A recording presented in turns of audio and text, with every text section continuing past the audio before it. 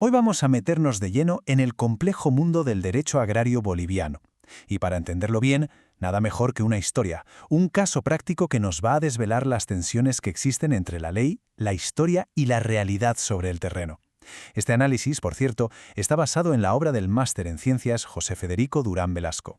En concreto, su trabajo haciendo del derecho ciencia es el que nos va a servir de guía para navegar por este sistema, que puede ser, fascinante y a la vez bastante enrevesado. Así que, sin más, empezamos. Para entender cómo funciona la ley en la práctica, primero tenemos que conocer al protagonista de nuestra historia, y sobre todo, el gran dilema al que se enfrenta. Esta es la pregunta del millón, una pregunta que resuena en toda Bolivia. Y ojo, porque la respuesta no solo afecta a un propietario, define el futuro de cómo se posee y se trabaja la tierra en todo el país.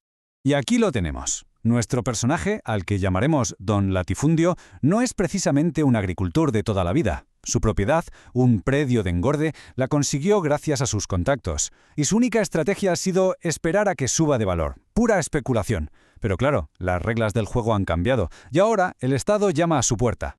Entonces, ¿cuál es el problema legal al que se enfrenta don Latifundio? Bueno, pues todo se reduce a un principio constitucional que es la clave de todo este asunto. Se llama función económico-social o, para abreviar, la FES. Este es el concepto central. Lo que dice la Constitución de 2009 es muy claro. Ya no es suficiente tener un título de propiedad que diga que la tierra es tuya. La tierra tiene que ser útil, tiene que producir. Esto es un cambio de paradigma total. Se pasa de un derecho de propiedad absoluto a un derecho condicionado a su uso. Y esta es la consecuencia directa, porque la FES no es una simple declaración de intenciones. Si la inspección oficial determina que la tierra no produce, se activa un mecanismo de reversión. Ojo, no es una expropiación. La propiedad simplemente vuelve al Estado. El mensaje no puede ser más claro. La ley protege al que produce, no al que especula. Pero, ¿cómo hemos llegado a esta situación? ¿Por qué hay tantos don Latifundio?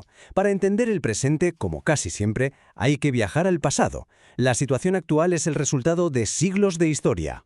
Esta línea de tiempo lo resume bastante bien. Empezamos en la colonia con un despojo institucionalizado. Luego, en el siglo XIX, líderes como Melgarejo básicamente repartieron tierras comunales a su antojo, manteniendo además un sistema feudal de servidumbre, el pongueaje. La famosa reforma agraria de 1953 prometía justicia, pero a menudo se quedó en el papeleo y la burocracia.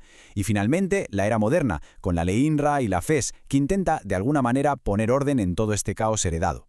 Y aquí está el gran cortocircuito. El lema de la reforma agraria era potente, revolucionario incluso. Pero en la práctica, las influencias y la burocracia hicieron que muchos títulos acabaran en manos de gente que no había pisado esa tierra en su vida, sino que simplemente tenía contactos en las oficinas del antiguo Consejo Nacional de Reforma Agraria. Y de esa distorsión histórica nace esta figura, el latifundio de engorde. No es una finca, no es una explotación agrícola, es un activo financiero. Es exactamente la propiedad de don Latifundio. Un terreno enorme cuyo único cultivo es la especulación, esperando a engordar su precio con el paso del tiempo. Y es precisamente contra esta figura para lo que se diseñó la FES. Vale, pues volvamos a nuestro caso.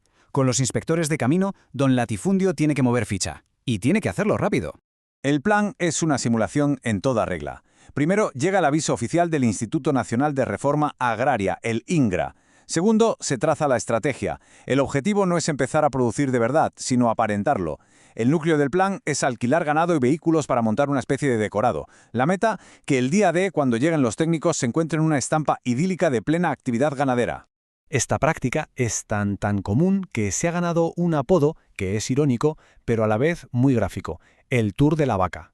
Una frase que, en el fondo, captura toda una cultura de elusión de la ley.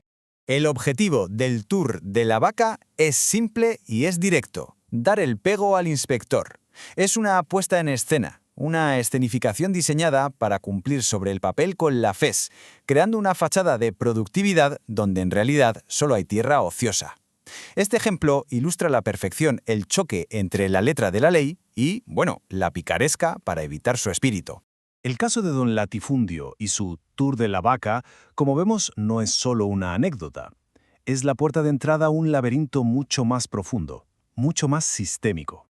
De hecho, hay quien describe la situación actual como un caos moderno.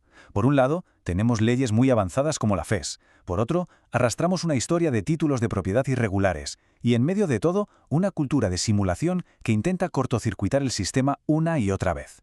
Y este es el panorama completo. El saneamiento, que era el proceso para regularizar todas las tierras y que debía durar 10 años, pues va camino de la tercera década. La simulación para cumplir la FES es una práctica extendida. Las tierras indígenas sufren presiones constantes en sus fronteras. La burocracia sigue siendo un lastre enorme y el mapa de la propiedad agraria, el catastro, parece un puzzle al que le faltan la mitad de las piezas. Y así llegamos a la pregunta final, la que lo resume todo. En este laberinto de historia, leyes y picaresca, ¿cómo se puede distinguir al productor real del que solo simula serlo? La respuesta a esa pregunta no solo definirá la justicia para miles de personas, sino el futuro del campo en Bolivia.